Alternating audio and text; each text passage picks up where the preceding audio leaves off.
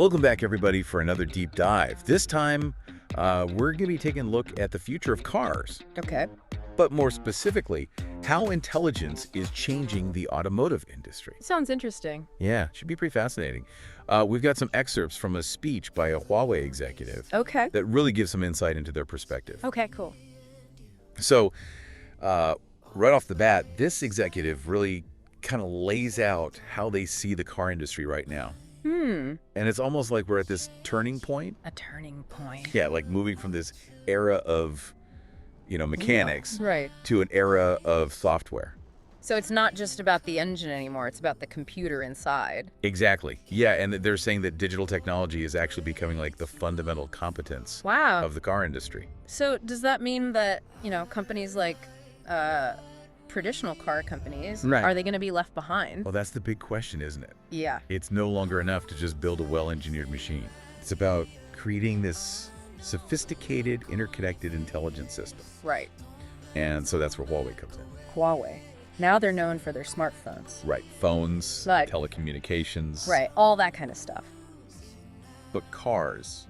Cars, that seems completely different. It does, and that's what makes their perspective so interesting. Yeah. Okay. Because they're not coming at it from, this traditional automotive background. Right. They're coming at it from decades of experience in what they call ICT, or information and communications technology. Right. So, they're basically saying, we're not here to build the cars. We're here to be the brains behind them.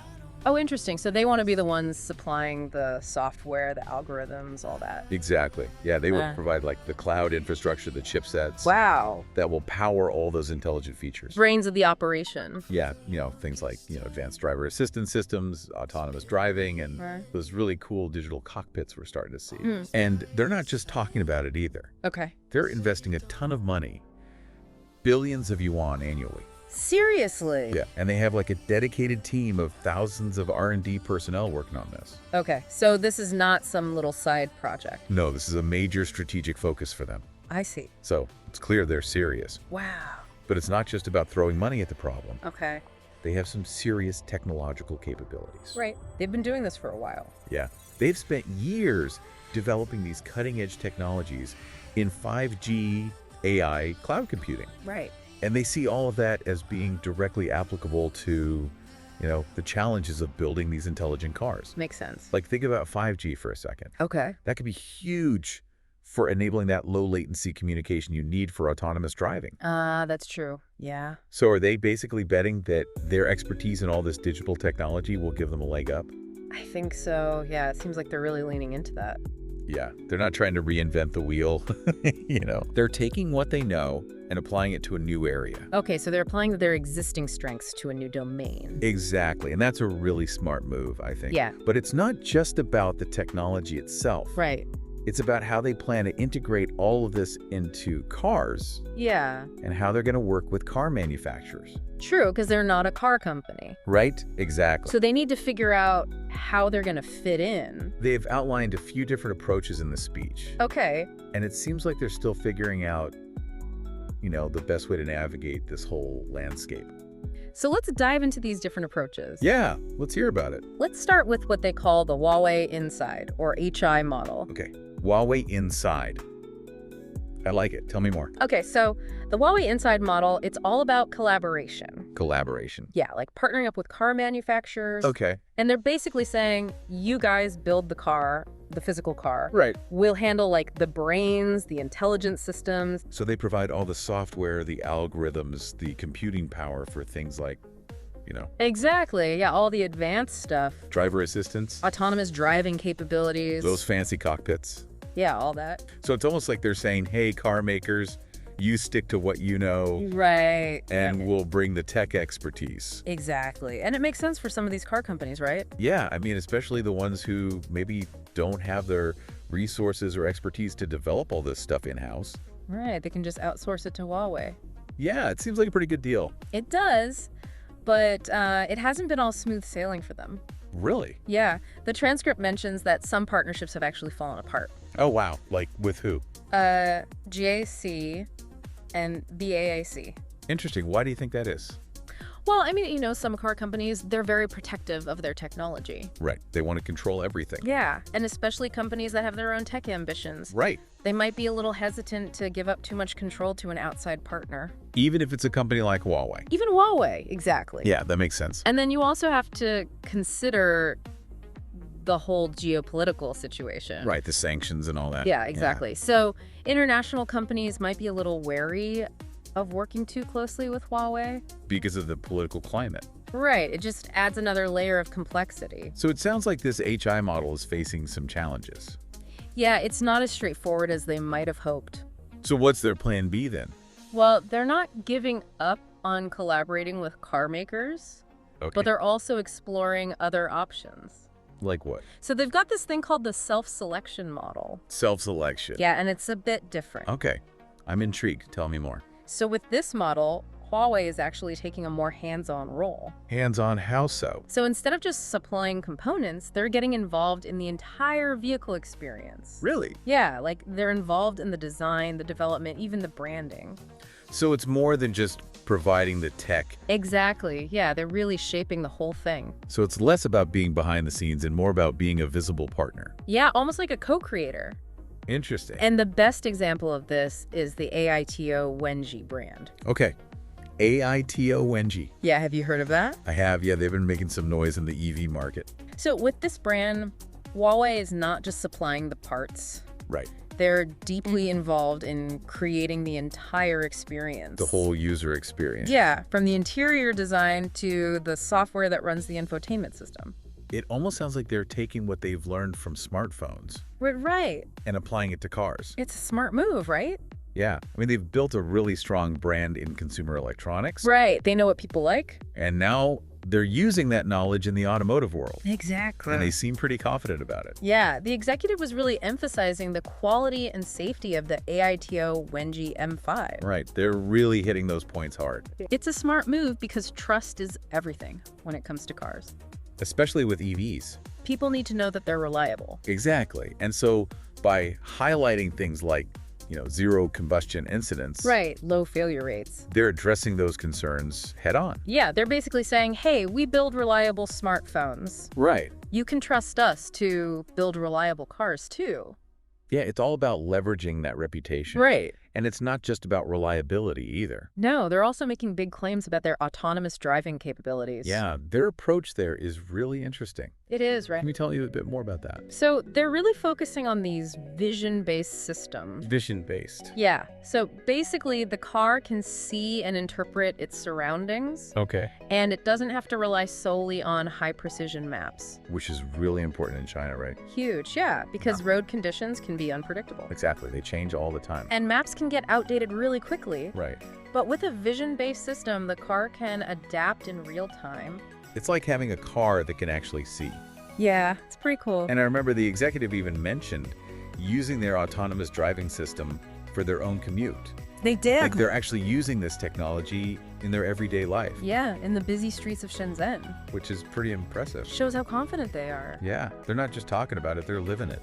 Right, they're putting their money where their mouth is. Exactly. And so we've got the HI model, which is about partnering, Right, and the self-selection model, which is more hands-on. more control. Are there any other approaches they're exploring Those are the two main ones. Okay. But there's another key aspect to this whole thing, with that software. software? Yeah, they're really investing in building the software foundation for these intelligent cars. Ah, so it's not just about the individual components Yes. or even the specific cars. It's about the whole ecosystem. the whole ecosystem. Yeah, the operating systems, the platforms, the infrastructure that makes everything work. So they're bringing their software expertise to the automotive world. Exactly. And in the transcript, they talk about developing not one, but 3 key operating systems for cars. 3. Yeah, can you believe that? That's ambitious. It is. Tell me more about these operating systems. Okay, so there's VOS for vehicle control, VOS. Yeah, AOS for autonomous driving, got it. and Harmony OS for the intelligent cockpit. Okay, so they've got all the bases covered. It seems that way, yeah. So let's break this down a bit. All right. What exactly is VOS all about? Okay, so VOS, you can think of it as like the central nervous system of the car. Okay. It controls all the essential functions, Okay. engine brakes, steering, all that. So it's like the foundation that everything else is built on. Exactly, yeah, it's like the bedrock. Bedrock. And it's actually based on an existing operating system. Oh, really? Yeah, that Huawei acquired. Okay. And then they further developed it in-house to make it specific for cars. Okay, so they took something existing and adapted it. Yeah, basically. That's pretty smart. So then you've got AOS. AOS, right? The autonomous driving one. Exactly. And as you can probably guess, this is the brains behind their self-driving ambitions. Okay, so it's handling all the data from the sensors. Right. All the cameras, radar, LiDAR, all that. And making decisions about how the car should move. Yeah, it's like the AI driver. The AI driver. Constantly analyzing everything, making decisions in real time. That's pretty wild. That's a lot of data to process. Yeah. But AOS is designed to handle it all. Keep the car safe and on course. Exactly. And then there's Harmony OS, which we already know from their smartphones and other devices. Right. So how does that fit into the car? So Harmony OS is all about the user experience. Okay. It powers the intelligent cockpit. Right. So it's the interface between you, the driver, and all the cool features. So like navigation, entertainment, all That's that. exactly. Communication, even things like personalized comfort settings. So they're bringing that smartphone experience into the car. Yeah, exactly. Creating that seamless connected experience. Which makes a lot of sense. Yeah, people are used to that now. Exactly. And Harmony OS is designed to be super user-friendly. Intuitive. Easy to personalize and customize. Make the car an extension of your digital life. That's the idea. Okay, so they've got these 3 operating systems. 3. Are they developing all of them from scratch? It's a mix, actually. Okay. So VOS is based on that acquisition we talked about. Right. AOS, they're building that mostly in-house. Okay. Using their AI expertise. Makes sense. And Harmony OS, well, they're adapting that from their existing platform. Okay, so it's a combination of different approaches. Yeah, they're using what they already have and building new stuff, too. That's a pretty ambitious project. It is to develop 3 whole operating systems just for cars. What's the reasoning behind that? Well, they're trying to create this independent ecosystem for the Chinese car industry. So they're trying to reduce reliance on foreign tech. Exactly. Yeah, they want China to be self-sufficient. Makes sense, especially given the whole geopolitical situation. Yeah. But are there any challenges with that? Well, there's always the balance between open sourcing and making money. Right. They've open sourced some parts of Harmony OS Okay. to encourage adoption. Right. But they still need to figure out how to generate revenue. Yeah, to fund all this development. Exactly. It's a classic dilemma. Yeah, many tech companies struggle with that. It's a tough balance to strike. Okay, so we've talked about software, Right. but what about the hardware? The hardware. Yeah, the chips that power all these systems. Ah, yes, the chips. Huawei knows how important it is to have a reliable supply of chip. Especially after the whole sanctions thing. Exactly. So how are they dealing with that? So they're doing 2 things. Okay.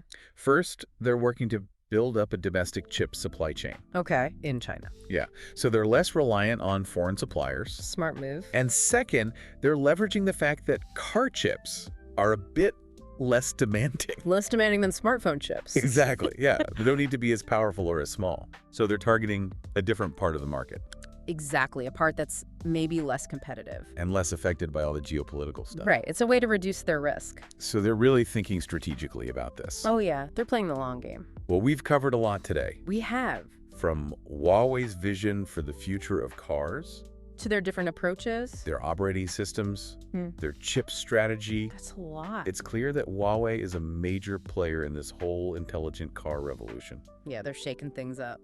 What do you think are the key takeaways for our listeners?